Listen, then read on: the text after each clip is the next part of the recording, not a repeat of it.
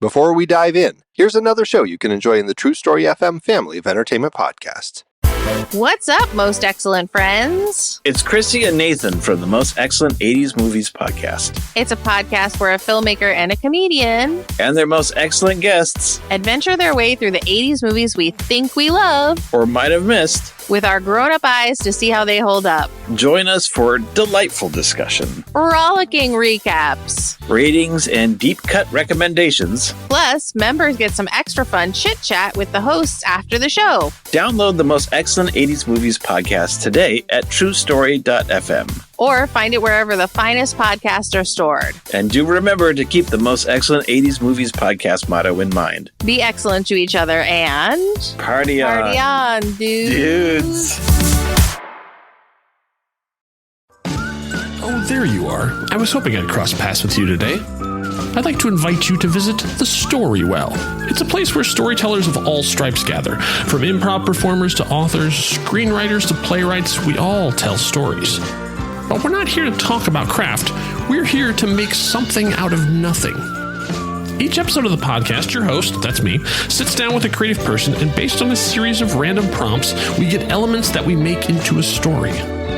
Will it be a noir novel about King Kong? Or a Broadway musical about JFK? Even we don't know. That's the fun part. But what do you get out of this, besides a good time with fun people? Simple. The idea is then yours. That's right. Whatever we come up with, we give it away for anyone to use however they'd like, no strings attached. It's like each episode comes with a free prize inside. The Storywell with Kyle Olson. We'll save you a seat at the table.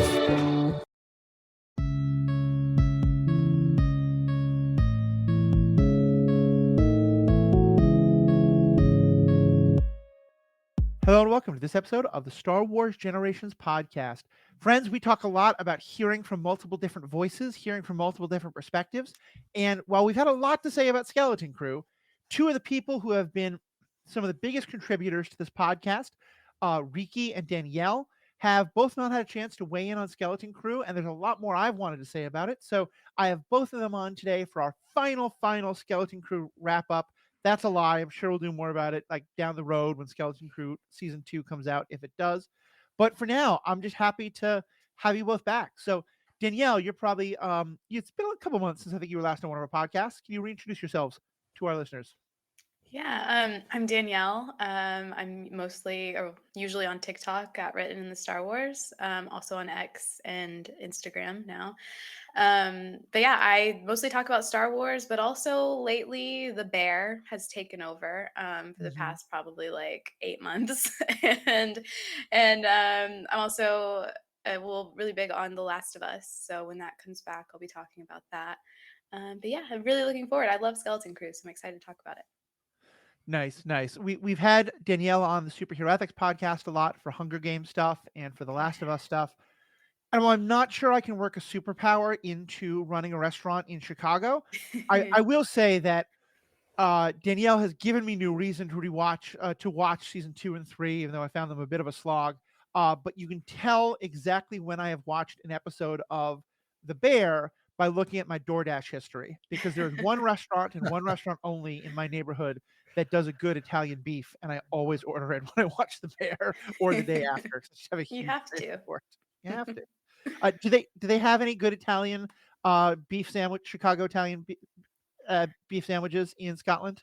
I've never seen one, but I'm actually going to Chicago in July, so I'm gonna have one when I'm there. Nice. Yeah.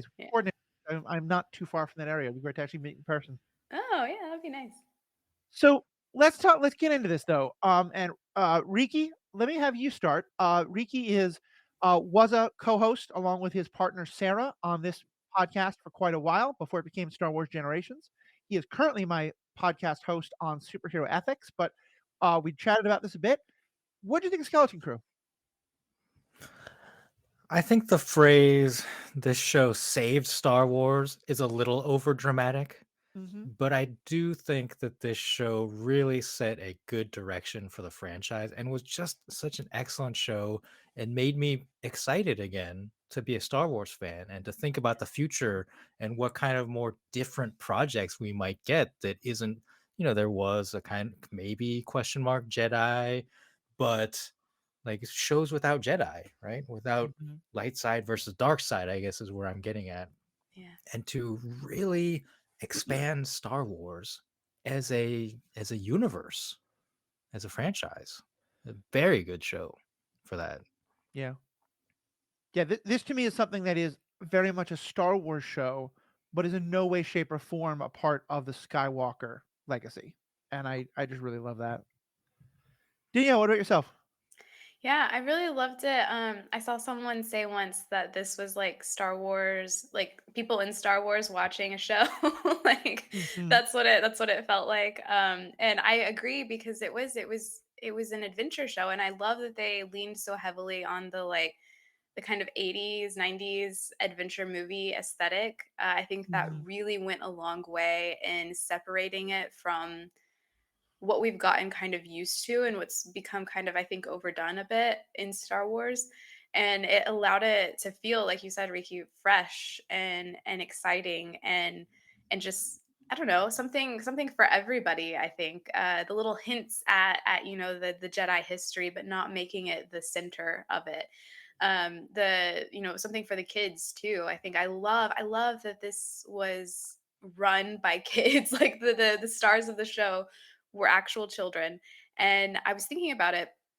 This is the first Star Wars live action to do so.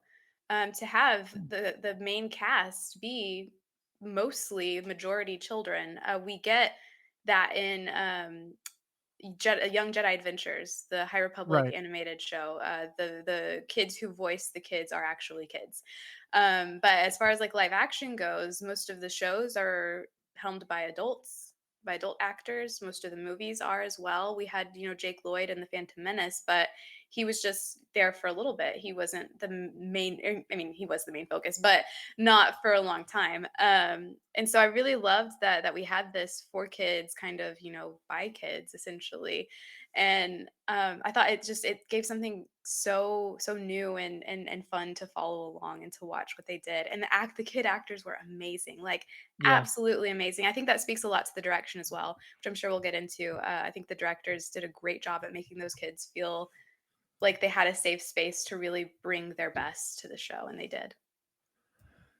I think that's really true. And I think that I think Star Wars has had kind of a spotty history with child actors on things, and I think there's been an awful lot of cruelty towards child actors that has been really Mhm. unfair and really horrible. Jake Lloyd being probably the primary example of that. Yeah. But I also think that most people don't think of not blaming him, but that still his performance is not sort of one of the high points of the Star Wars experience. And we did have Leia in the Obi-Wan show, which I think and I thought she was very good and good acting and directing and dialogue. But even that, like she wasn't on the level of Ewan McGregor or Anna or Christian Haydenson. And and so having these kids be such the focus was so nice. And in part because it wasn't as dark as something like Stranger Things, but it Mm. also to me was not a to me there's a big difference between a kids show and a kid friendly show. Mm. And this to me was very much the second. And that this felt like something that like kids could watch on their own and like adults didn't have to be like super worried about. But also kids could watch with their parents and the parents would, I have a number of parent friends who talk about like they'll like deal with watching Thomas the Tank Engine, but they're a lot happier watching Bluey with their kids. Like there are Yeah. things that they enjoy more. And this is like even more on that level. Like this, it reminds me of when my mom would talk to me about watching the Muppets and how the Muppets had like all this humor that I loved at 3, and then a whole bunch of other humor I loved at 12, and then a whole bunch of other humor I loved at 25. Yeah. Um, and I just thought that was great. And I also thought it threaded this really interesting line in that in somewhat it was a back to basic Star Wars story. It was about just kind of a fun adventure. It wasn't getting wrapped up in a lot of the stuff that I love, but that's been a lot more controversial in terms of like everything from the taxing of trade routes to the good and evil of Yes. the Jedi and all this kind of stuff. But also, as you said, expanded things. I know a lot of people said it didn't feel like Star Wars because it wasn't. It was set in a world so different. Everything we've had has mostly been about either the Empire or all the people in like the highest of power, or the people who are the most getting stepped on by all of this. We've very rarely seen just like the suburbs. But of Yeah. course, Star Wars would have suburbs out in this uniform, both on this weird planet, but also probably on Coruscant. Another place. Well, no, Coruscant's all urban, but you know what I mean. Like affluent middle class who are privileged enough that they don't have to notice the problems happening around them, and they're kids who are still good people and are just kids. And yeah, it felt to me like it made the Star Wars world so much bigger in ways I really loved.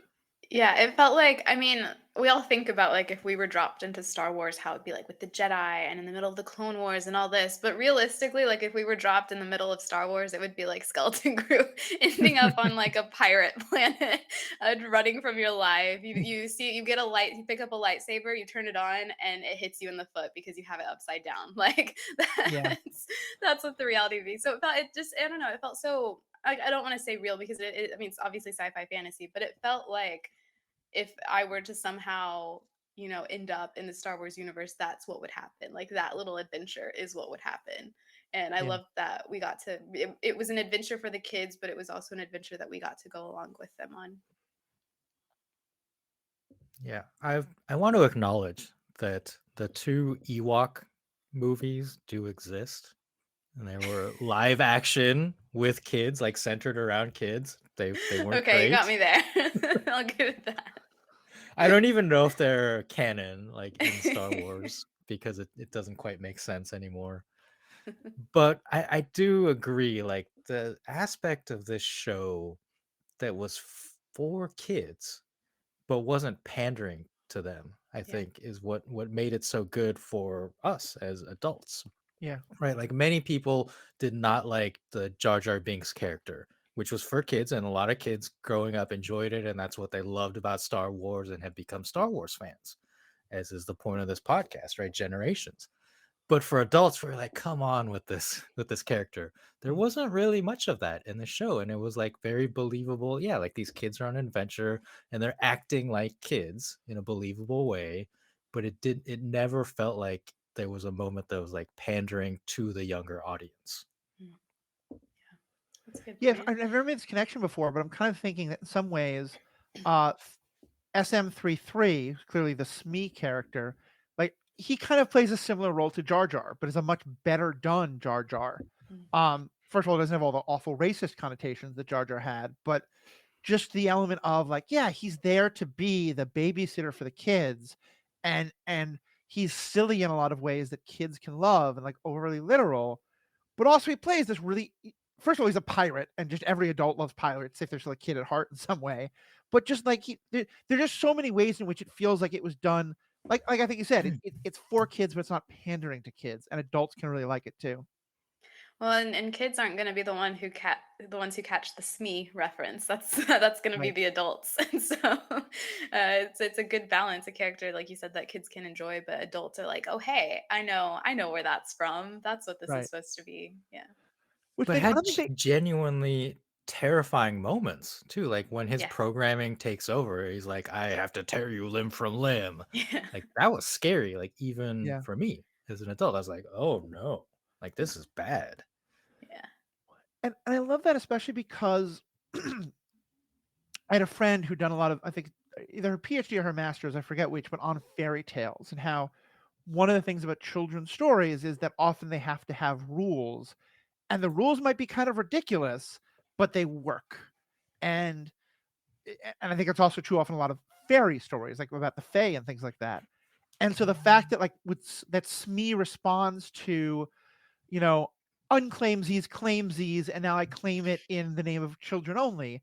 Like that's the kind of silly game 8-year-olds play, or 10-year-olds or 6-year-olds, whatever, on the playground or whatever.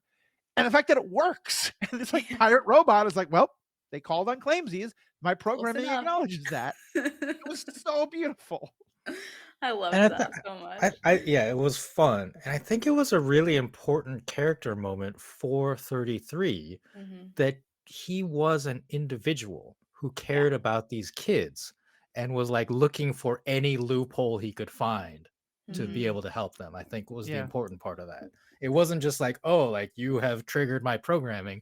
It was, I want to help these kids, like give me an out.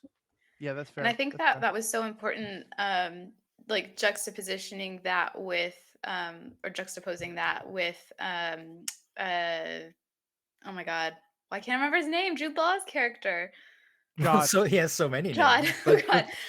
Yeah. So like juxtaposing 33 with Jod, because Jod was an adult figure they thought they could trust, but then ugh, he turned on them, stabbed them in the back. And they're kids, so of course they're terrified. Like their entire concept, I think, of life has kind of been flipped on its head when Jod does that to them, because they grew up being able to trust everyone around them, every adult around them, and they didn't trust Jod at first, but then they did, and then now it's just that trust has been thrown in their face. And so 33, who and Jod had a choice there. He could have helped them. He could have let his trust, or their trust in him, be worth it. But 33, who is supposed to be based on programming and not have a choice, went out of his way to try yeah, and find a way to keep their trust. And Yeah. I think that was an important thing to have for them, so that like they didn't lose all hope or all innocence when it comes to being able to trust the figures around them. Yeah. Well, let me use that to ask you more about the character of Jod, because I think as the show went on, he was one of the ones that people had the most theories about and the most questions about. And there's a lot of feeling that, like, oh, we're setting him up to have some big, like, hero turn at the end. Either he'll realize that the kid should be protected, or that he had a plan all along. And then also, as we started to see him use force powers, a lot of thing about, like, are we going to get some big, yet again have an Order 66 right. flashback, or that we were told that he was the apprentice of the specific Jedi. We got very little of that, and his backstory is left incredibly vague. What was your feeling on all that? And, like, did you feel like he was going to have a hero turn? Were you surprised at the end? Were you not surprised? I was, I guess, a little surprised. First off, like, I hope we get a season 2 and that we do get to explore more. I'm fine with them not doing that in this first season, in season 1. I hope we Mhm. get more. But I did want him to end up being a good guy at the end and being like a friend and a caretaker for these kids. But I don't mind what they did with this character. I thought it was consistent. And once he did make the heel turn, I'm glad they didn't try to redeem him after that. Yeah, so I was one of the people too who was like, oh, he's gonna realize the error of his ways, and he's gonna Oh, help them. But then like the more we got from it, and obviously that didn't happen, I was glad they didn't go that route as well. Because I don't know, I felt like there was an important lesson in that, not just for the kids but for him. Clearly he had a very, very rough childhood, and I view him as kind of the foil of Kanan Jarrus right now. oh yeah, Kanan was also a young, he was a Jedi. I don't think Jod realized that he was force sensitive until after Order 66, and I think maybe I think we don't know yet, but I think that that's what yeah. happened. But Kanan was also a young force sensitive kid who, lost his teacher, and who was just trying to fend for himself in the galaxy, and realized very quickly that the galaxy is not a friendly place to kids. And he also had his dealings with pirates, Hmm. but he changed his ways. He became a good person. He decided to fight for good and for hope and everything, where Jod held on to his resentment of how he grew up and the things that happened to him. And you can see that when he looks at the kids towards the end of the show, just how angry he is at them, that they had this nice childhood Yeah. Yeah. and they had this innocence that was ripped away from him. And I think that was a really beautiful story for adults, especially because I don't know if kids would grasp that.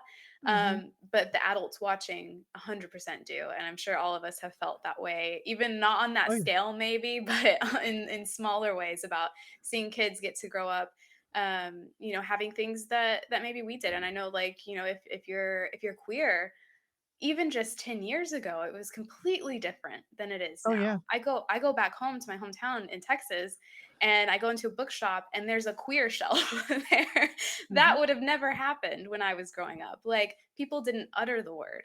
And so in those ways, I think adults, we can relate to it as being, like, I wish, why couldn't it have been that way for me? Like, I'm glad it's that way Yeah. for you, is how most of us feel, and Jod doesn't feel that way yet.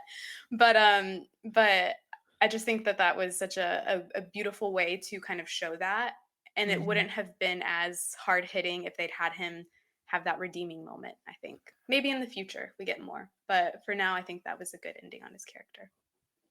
I think you're right. I think for me that hits on a couple levels. First, just on the example you're using, um, Riki and I did an episode recently on for superhero ethics on the movie I Saw the TV Glow, which Oh, is I love that phenomenal, movie. really good.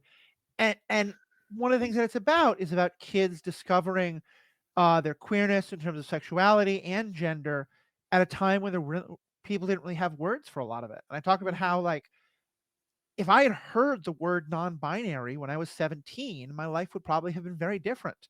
But I didn't hear that word till I was probably in my 30s.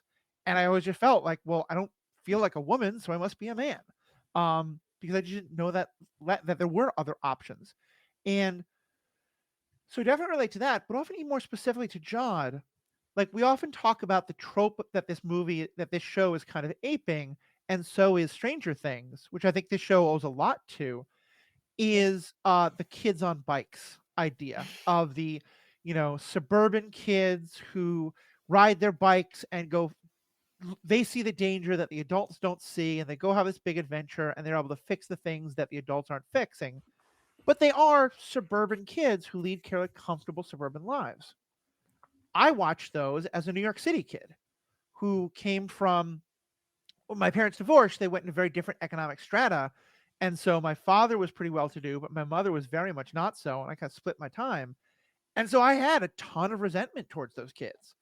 And when I got to college, I had a ton of resentment towards a lot of those kids, as well as also realizing that I had been a scholarship to what is quite literally the school that Gossip Girl is based on. So I thought of myself as the poorest of the poor because even with my dad, we were vacationing in Connecticut or Vermont instead of going to Europe. And then realizing a whole bunch of people were like, oh, you only went to New Hampshire, you poor, poor kid.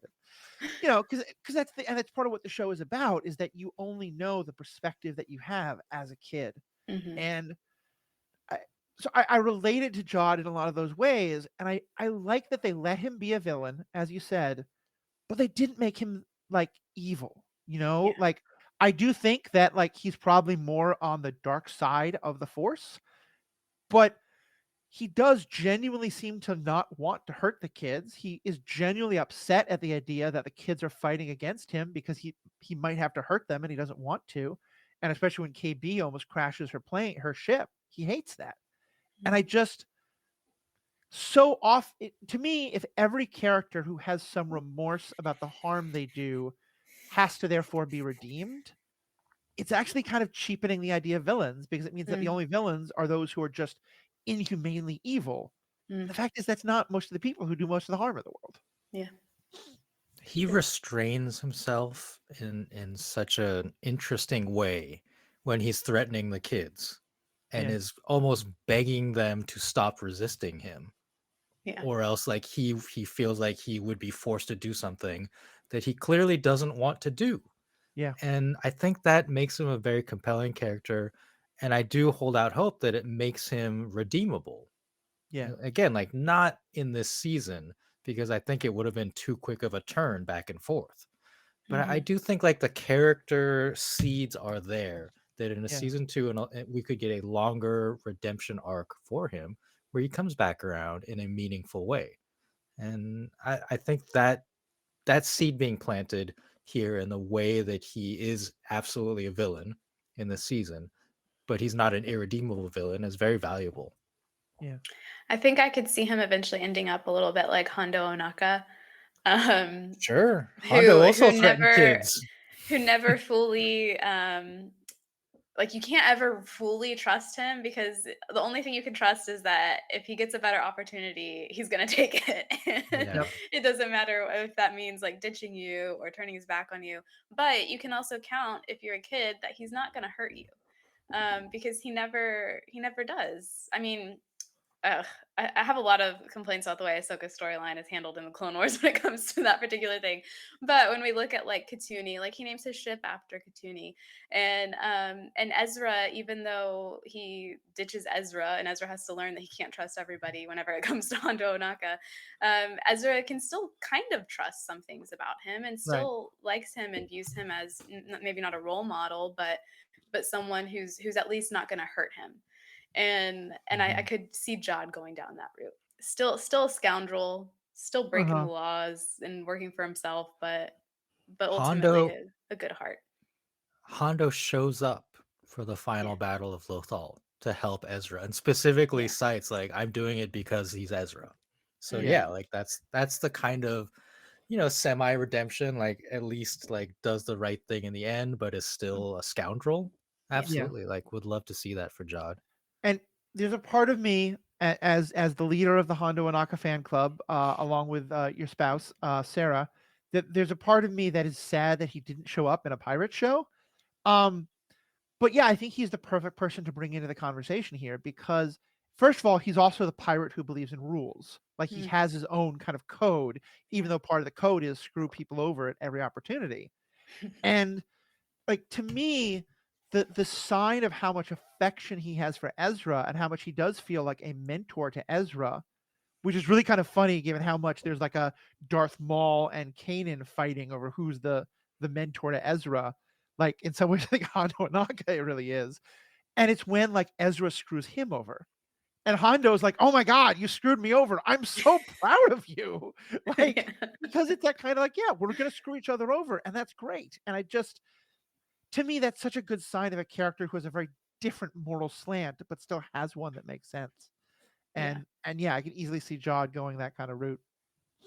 I also agree with you that I really didn't want yet another Order 66 flashback. And I kind of felt like both just the limits of his powers and the backstory. Yeah, I don't think this is a guy who ever saw the inside of the Jedi Temple. To Yeah. me, this is like if you think about it in Rebels, like every now and then, or like even in Obi-Wan, like they come across young people who are force sensitive and are trying to figure that out. And to me, the way I understand the story is like some Order 66 refugee who was being chased down by the Inquisitors, like found Jod, mentored him for a couple of months, maybe half a year or something, and then eventually was killed, and then Jod somehow got away. Yeah, I agree. That was how I understood it. They actually did film his Jedi Master. Or we assume is his Jedi Master, but they didn't use any of the scenes. Uh-huh. Oh, So they have that in their back pocket for if Okay. they do another another season. do So we want to hopefully. know? It was a woman. It wasn't anyone we know. Okay. Yeah. And I Yeah. think that's also important for making the Hmm. story feel like if it was like Shock T or like someone, Plo Koon or, Plo Koon, Yeah. I mean, I think it would have again made the world feel smaller. Something like that. It wasn't her, Yeah. wasn't any of those people. So one of the questions that has come up a lot, unfortunately, just with the context that we're in, a lot of the conversation about this was comparing it to Acolyte. And Mm. a lot of that I'm not really going to get into, and there's like a lot of like bad faith arguments and a lot of that from all the haters around Acolyte. And again, I think I and Riki and others, and I think you, Danielle, have acknowledged like a lot of things that weren't the best about Acolyte, but for me at least, it's still a show I really love. And then I like with all these projects, I think there's a big difference between, oh, I thought this story pacing wasn't the best versus, oh my God, it's so woke, I hate it. And which sometimes becomes, oh my God, it's so woke, I hate it. Therefore, I'll claim the dialogue was terrible, even though I've never actually watched it.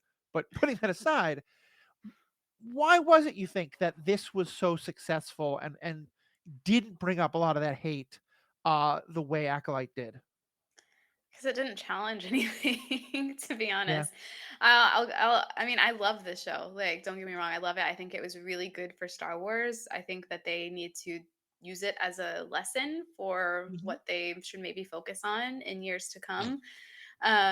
But like, I say that from a storytelling point of view, like the type of story that they're telling, the type of topics and lessons they have in the show itself, but it didn't challenge really anything. Yeah. It didn't the main character wasn't an outspoken Black woman. Mhm. The show wasn't run by a lesbian whose wife was playing a character in the show. And I think that also it comes down to the Acolyte had stuff in universe that challenged people's conceptions of Star Wars too. Yeah. And I think anytime you have that, especially when there are Black women involved and queer women involved, you're going to have pushback from a certain Mhm. demographic Yeah. of Star Wars fans automatically. It doesn't matter what they say. It doesn't matter if they say nothing. It doesn't matter anything. They will hone in on that because there are certain people making content whose names won't leave my mouth because I refuse to talk about them, who make money off of that, who make money off of knowing that there are people in the fandom who are racist, who are sexist, who are homophobic, and will click on their material if they think that it's going to be someone kind of reaffirming their beliefs.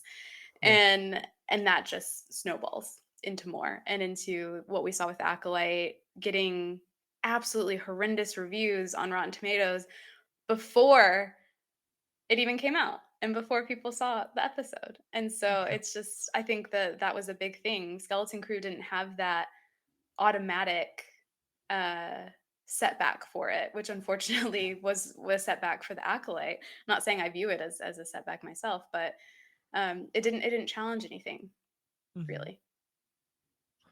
Yeah, I think that's true, and it kinda goes to I feel the word that I kept coming to mind was safe, and that I don't think it's bad to have some of your media be safe, and in Yeah. some ways, as much as I think The Acolyte is really important for Star Wars, and I'm glad it happened, and same with Last Jedi, and same with the prequels, I I think sometimes you need, like, a reset, and Riki, you talked about this kind of saving Star Wars.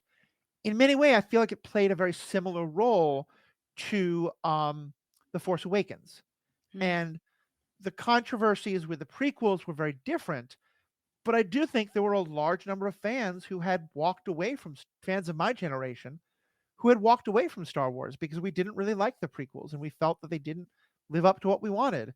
And there was a lot of tension between fans of that generation and the fans of people who did grow up with the prequels and loved them. And I felt like The Force Awakens was something that was kind of groundbreaking in some really important ways, like with Rey and with Finn, and having a woman Jedi and a strong black character and a lot of other things. But was also like plot wise, like basically a retelling of A New Hope, like Yeah. down like in some ways like shot for shot remake. Um, and it really kind of was a palate cleanser for a lot of ways. And I kind of hope that this show is I'm both hopeful and fearful because I'm hopeful that the lesson from this is that if you have content like this that everyone can get on board with, you can then also have content that is pushing the boundaries some, and you can have Yeah. that balance of safe and challenging.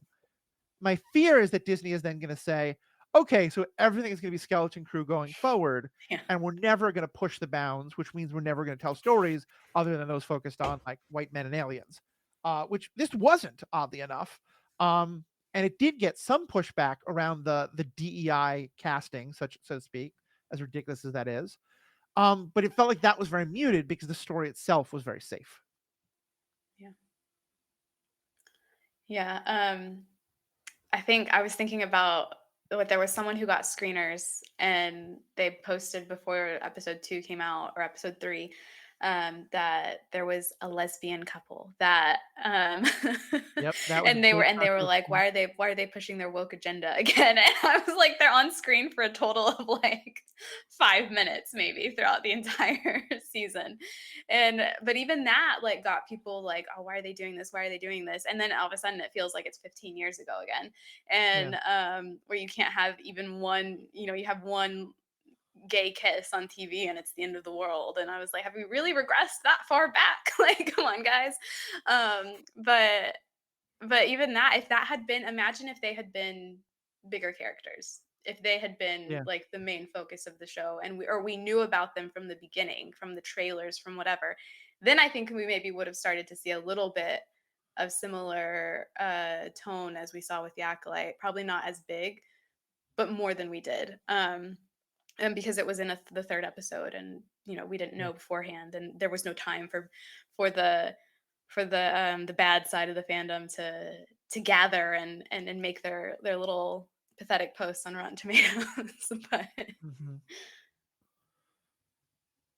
Yeah, I mean, there was so much there that I agree with both of you on.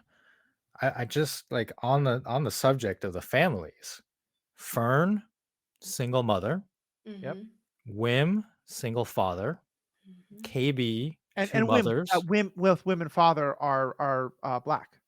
Yeah. mhm, KB, two mothers. mhm. Neil, I believe Neil is the only kid who has a traditional family of father. Traditional, I say, Yeah, but you know what I mean. a father elephant and a mother Yeah, elephant. exactly. Like, And the father elephant was like the most believable, like right. disappointed father. I saw. He was kind of scary with his Yeah, tusks. it got Is to Neil me. gonna have tusks one day?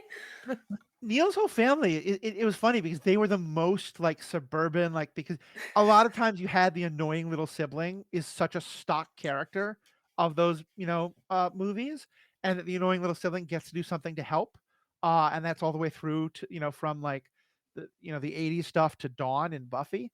And so it being Neil's family that has the annoying little elephant child who, gets in the way, but then is helpful at the end. I thought it was funny that yeah, like you said, like he has the most suburban family of everyone, and the most kind of like nuclear family, I guess, is what Hmm. is nuclear, is that right? Yeah, But and he's the alien of the group. Like he's right. the non-human of the group, but he's the one who has the family that we're like maybe used to seeing, or that's more stereotypical to show in these like family shows or Yeah. kids shows. And I feel like that says like that was I feel like that was a choice to have, the human kids come from families that look more similar nowadays, I think, Yeah, than maybe before. Two moms, as you Right. said, single parents, and that gives more kids a chance to relate to that and to kind of see themselves in that as I well. mean, we talked a lot about this after I think it's episode 6 or episode 5 or 6, one of those two. But the KB character is one of the best representations of disability and of Yeah. just the way it can be hard for disabled people to talk to their friends about what they need and hard for the friends to figure out. And like, yeah, that wasn't a like push the boundaries of something super controversial, but it was an issue that almost never gets talked about and got really beautifully represented. Yeah. I Yeah, I think loved that so much. the important thing to me here is A, like any like it's such bad faith to be like, oh, like it's a lesbian couple as parents, right? Like that it doesn't make sense. Like they exist in the world. And Right. so Yeah. the important thing here for the context of this show is that each of these four kids has a family and has parents who care about them and love them Hmm. and come together to do everything they can to help their kids and save their kids in the same way that all of the media that this is kind of like riffing off of from the 80s, like the same thing happens in all those movies, but Hmm. in those movies, it's almost always just the mother and father. And this is just acknowledging that different family structures exist, but they still all love their kids the same way. Right. Yeah. Yeah, and that the parents themselves coming together from the different backgrounds and stuff like Yeah. that, and it being like a single mother, a single father, and also that the single mother and single father don't therefore flirt with each other. Like, Yeah. Yeah. which again, very much a trope sometimes. Yeah. And And that they were willing to change the way they thought for their kids too. Like Fern's mom is so kind of like, she's very strict. She's very by the book. Hmm. And Fern asks her at the end, she's like, please trust me. And she does. Oof. She Yeah. yeah, trusts her daughter. And I think that's something so important to show not only kids, but parents as well. Like when it comes down to it, who are you going to trust? This entity that has been telling you what to do for your entire life, or your child?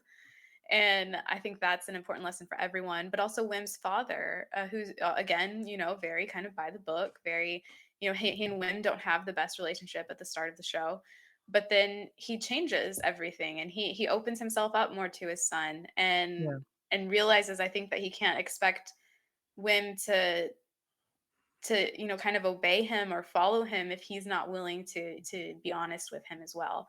And I think that was a beautiful moment for everybody involved. It Yeah, really was.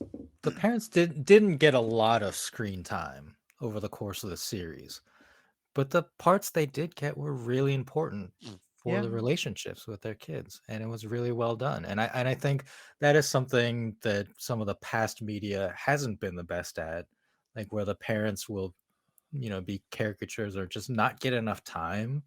Yeah. They'll be there for the kids at the end, like for the big finale, but the development of the relationships and having them fight Jod together, I think was Hmm. such a good choice for these Yeah. characters. Yeah. No, I think that's so true. And I there's a black creator who I saw on TikTok who talked about how important it was to him that both Wim and his dad were big old nerds. Yeah. Because a lot of times in this, like the black kid is on the group because he's the most athletic, Mm. and if there's a single dad, the dad's pushing him to be more athletic and to be more like manly and stuff like that. A lot of these racial stereotypes. Mhm. And that for him to be such a nerd and to have that breakthrough moment of like, yeah, I like living and, cutting loose a little bit. And, Mhm. and related to that, Danielle, I want to ask you specifically because one thing we talked about some, but I'm curious your perspective on because I don't think actually this is something I think about, but I think we ever really brought it up. One of the stereotypes that often played in those 80s movies, because the 80s was, I think, the high point of music. That's something everyone can agree on, but was not the best necessarily in terms of gender relations. That a lot of times you'd have a young male protagonist and the girl he was interested in, was flirting with, or at least was kind of along for the ride, was very bossy. And I say that word Mhm. very intentionally because it's a very kind of known word that it's used in very sexist ways. And the first two episodes, I was kind of nervous they were doing that with Fern. And it felt to me like that they really kind of subverted that stereotype of having it be that like for she did have some breakthrough moments where she listened more. But first of all, it was primarily with her female friend that she had that big breakthrough, but also that Wim acknowledged, like, no, I don't want to be the leader. Mhm. I know I struggle with you telling me what to do, but you're smarter and you're better at this stuff. I want you to do it. How did you feel about that, Fern's character in terms of that stereotype of the bossy young girl? Oh, I loved Fern, and I think it worked here because they spent a lot of time developing her character uh, on her own. Yeah, So not just how she is around Wim and the other kids, but how she is like we see her, you know, how she is with her mother and how she feels like she can't really, be her true self around her mom. And and that her bossiness maybe comes from a deep rooted need to have control of her life and to not have to do what's expected of her and just want to do what she wants to do. yeah, And she's not just I think it was important to show that she wasn't just that way with the boys. She was that way with KB too. And yeah, KB has known her and loves her, and they have that conversation eventually about how, and KB's not really refuting her bossiness. She's refuting, the I need you to listen to me and I don't know how to talk to you. But it's not yeah, because you're bossy, it's because we've just never had to have these, this communication before. And I think it was really important that, yeah, like no one was really mad at Fern for her bossiness. Like that's just she takes charge. And yeah, when people are around her long enough, they realize that she takes charge for a reason. yeah, And then we get to see her in the same episode where 33's programming takes back over. Uh have a vulnerable moment, and like you said, when Wim says, Mhm. no, I don't want this job, you were better at it, but she's doubting herself. And I think that was really important to show that she's scared. She doesn't have all the answers and she knows that, but she feels like, she has to take charge, but she's just a kid still. And yeah. I felt they handled all of that really, really well by focusing on her, giving enough space to her on her own instead of just showing her around all of the kids. Yeah. Like I realized that I was on some level expecting Wim to become the primary protagonist of the kids Mm, and the others yeah. kind of as sidekicks, and that never happened. Yeah, I was surprised too because I thought that as well, and I was really surprised when he wasn't getting as much attention as I thought he was going to. And that's not to say that he was sidelined. I don't think he was at all. I just think he just took an interesting route that many Yeah. people weren't expecting. And I think it sets it up for a really good story for him later if they decide to go back to it. Okay, y'all are ignoring my boy Neil. I know. Oh my God, the no, best but I love character on the Neil. show. I love Neil. No, he's my favorite. Oh, to me, Neil's, I mean, you can call it naivety, but just goodness was so refreshing. Like all of his interactions were like they come across a bad situation, and he's just like, why can't you just apologize? It was like, oh, what? It's not quite the same, but I think Neo is the Samwise Gamgee of the Star Wars universe. Like he's the closest we've gotten. Yeah. Yeah, And his little there romantic was something about moment him that is too. just incredibly refreshing, like you said. But also I think that episode where he was like, "Why can't you all just apologize?" I think was really important for him and for, I think it's Hannah was her name. Yeah. In that, they're kids and they don't understand how the other grew up. Hannah doesn't Yeah. understand what it's like to grow up in a world where you don't have to fight. Neil doesn't understand what it's like to grow up in a world where you do have to fight. But ultimately, they take the lessons they learned from each other and use it. We assume Hannah's going to use it in her world, and Neil uses it in his when he gets that gun at the top of the building. He remembers Hannah using it, and he's not a very violent person. He's not one to go to action immediately, but he does that because he knows that his friends need it. He knows that his home needs it. And it was just a really beautiful, like, full circle moment there, I think, of them showing that Neil has maybe learned that just because he didn't grow up that way doesn't mean that he can't learn something from that.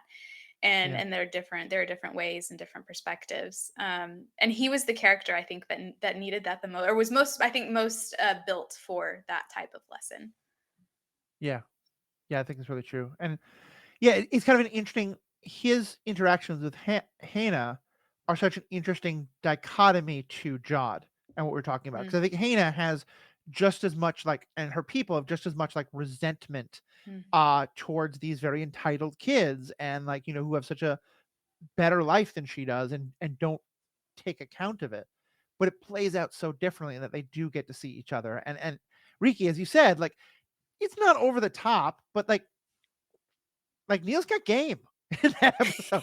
He clearly he yearns. they kind of exchange phone numbers at the end, and maybe they're gonna grow up and see what happens. And I love that about him because I think again it's that he often would be the sideline. He'd be the sidekick, and he'd be there for the comic relief and to help our hero have a moment of realizing that they need to be a little more innocent about things.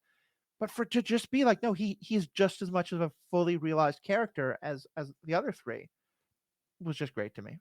Yeah. And he saves them. Yeah, he saves them. They all got their moment in that finale to do something. And that is a great balance to bring to these characters and a great way to, because I think we do think of Fern and Wim as the main duo, but I think KB and Neil also brought it and did very important things and developed a skill. Because you get kind of tropey with these, and someone has to be the mechanic, right? It's KB and all that kind of stuff. But I think it's fine. They did it in a very realistic way.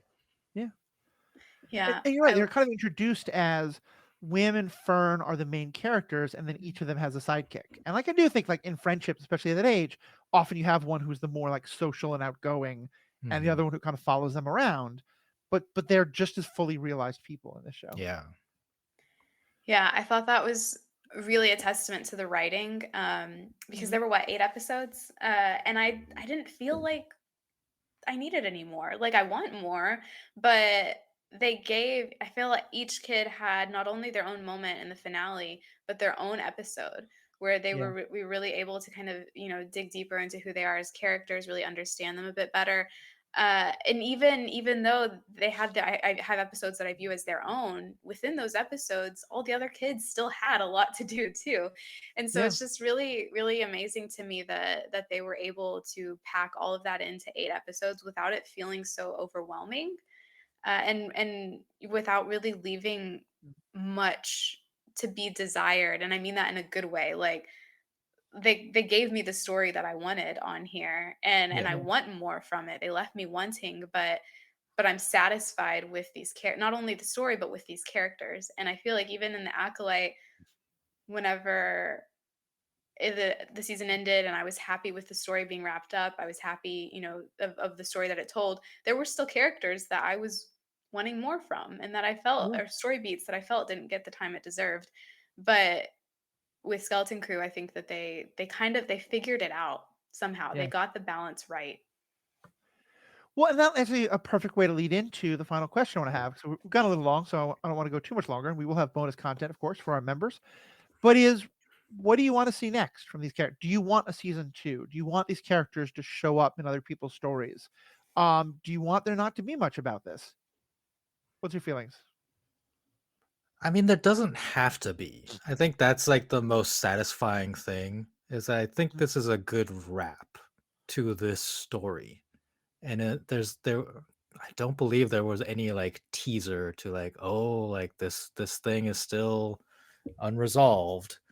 So I'm very happy with this season, but I want more because I love these characters and I want to see what they do next. Like all of them, Right. really, like the 4 kids, Jod, like I want to see what happens to them and what they do. And I think that is the best kind of season. Like it's similar to Andor. Like Andor wrapped there's obviously a teaser because we know where Andor ends up, so there's more to fill. Right. But like it's just a perfectly fine season and that's great. Yeah, I feel the same way. I think they did a really clever thing, which again, all writers should do with shows like this, is they left enough intrigue for if they created a foundation for a continuation of the show. Right. But it's not a foundation that leaves you kind of like just kind of out in the cold, I guess. Yeah. As far as storylines go, it is like if they want to explore more, okay. At Atten is now open to the galaxy. Yeah. How do you What happens then? reintegrate that society is a Yeah, huge question, that you would Yeah. have to answer in season 2. yeah. Eh, Jod had a little mhm. mischievous glint to his eye at the end. Yeah. What's he got going on? I feel like he didn't seem as downtrodden as I expected him to be. So what's he thinking? He's got something like the wheels are turning in his head, and I would be interested to know what he's thinking, how he's going to get himself out of this, where he's going next. When looking up at the X-wings in the sky, Yeah. and with like a Maybe he wistful wants to look, be a pilot. yeah, he wants to be a pilot. Suddenly his options are out there. Like Neil says, you don't have to take your assessment anymore. And what's going to happen with the kids now that they know what's out there? How is that going to fit with Atten's place in the galaxy? How's the New Republic going to react to that? And so I think going forward, they would have to integrate themselves more into the wider galaxy of Star Wars, leading kind of into the Skywalker uh, area of it. But Um, and that's okay for me because we got this season where it was separate from that. And yeah, so again, I would be happy with another season or another yeah. show that had them, or them showing up later on in the sequel trilogy era. I think that would be a lot of fun. But I'm also okay if we don't see them for a while. I'm okay with this story as it is. Yeah, I think I'm with you guys, and I think kind of the many different ways I think that their stories can continue to live on. I think a Skeleton Crew season 2 or season 3 is the last thing I want. Mm, And part of that is what I think of as the Stranger Things effect, which is that mm, it is very difficult to get a number of great child actors and also to get them to all look the same age, yeah, because our Mm. perception of them all looking the same age is actually different, because the reality is, like, kids go through puberty at very different times. yeah, And so sometimes when you have 4 actors all playing like 12-year-olds or 15-year-olds, maybe 1 or 2 of them are that age and one is younger and one is significantly older. But like if you watch Stranger Things in the first 1 or 2 seasons, it is absolutely believable that all those kids are the same age. Yeah. 5 years later now, in the most recent season, some of those actors, puberty's hit them with a truck, and some of them it hasn't. And it is not believable anymore that they're the same age in the same way. In part Yeah. because a couple of them were already quite older. And Yeah. and so I think like I don't want to see more of that. But I think what you picked up on is, to me, the biggest hanging thread is at Atten.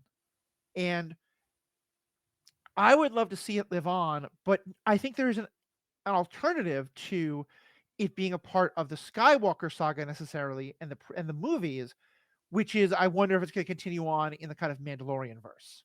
Yeah. And Yeah. I do have a theory actually, which is that because I know these things are scripted long in advance, and originally Mandalorian and Grogu was supposed to be season 4 of Mandalorian, and it was supposed to come out this year, not next year.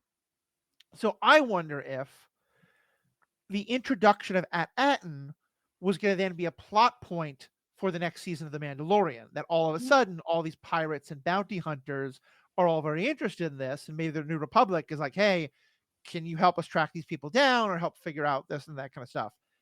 I don't know if it's now going to appear in a movie a year later, but I do think it would be interesting if to explore that way, or even like, how did this become the Treasury Planet? How did it become created by this barrier? Did that happen in the High Republic, for instance? Did it happen at some later point? Like, I don't necessarily need a whole story about it, but I would love for it to be mentioned in both some of the past stuff, like how did it happen, and some of the future stuff. Yeah. Yeah, I agree. Give us a continuation of Vane's story. That's the spinoff I need. This hard luck pirate. Okay, so to clarify, Vane is the pirate who is a part of a pirate crew in Mandalorian season 3, and their ship gets destroyed and he escapes. And then he joins up with Jod's crew, and now their ship's been destroyed. He's maybe under arrest or stuck on this planet now. Like, I just, it's a fun Easter egg to like connect him across 2 shows, but now it's like he's kind of become the wedge. I'm like, Yeah. I don't want to know his story. I actually think he's the Turk. If you think about like Daredevil in the Netflix MCU, that one like petty arms dealer and criminal who keeps like getting busted by every superhero in Netflix MCU. Yeah. But yeah, I'd love He'll to see get more his Vane. own comic in a few years, probably. Yeah. Or even like Jude Law is a big enough and well-known actor who I know he himself loves Star Wars and wants to be in this. I could see him being like one of the people that Rey kind of rounds up if she's rebuilding the Jedi or something like that. So we'll see. There's always potential. Yeah. All right. Well, thank you to all of you. Thank you to our listeners so much. This episode was recorded at a weird time, but just letting you know that we are, for the most part, I'm going to try to announce this on our social media every week, what the topic's going to be, but we're going forward going to be pretty much always recording Star Wars Generations episodes on Wednesdays at 5:30 Central Time. We will make changes, especially for like Danielle, because I think that means that we'll be recording at about 1 a.m. her time, or midnight, something like that. But generally it'll be set Wednesdays at 5:30. And of course, you can listen to the episode when it comes out, but you can also join us for the live stream. It's on YouTube. All the information is in the show notes. Next week, we're going to be talking about, we've kind of kicked off with Star Wars animation. And so we're going to be talking about the first Star Wars animation. Well, the first is technically the holiday special, but that goes in the same category as the Ewoks movies. But we're going to be talking about the original Clone Wars animated show, not the Clone Wars TV show that everyone knows and has good feelings about. So check that out next Wednesday at 5:30. Actually, this is probably going to come out after we recorded that. So don't listen. Never mind what topic it is, but just know every Wednesday at 5:30, check our social media. Just search for The Ethical Panda on TikTok, Twitter, all these places, and you'll find it. Facebook, and you can find that information. Of course, you can also become a member. $5 a month, $55 a year. You get access to bonus episodes, free episodes, bonus content at the end of every episode, which we're about to record, and you get to help us keep the lights on. So on behalf of myself, Riki, and Danielle, thank you all so much for being a part of it. Live long and prosper. Can't you just apologize? Oh, Neil.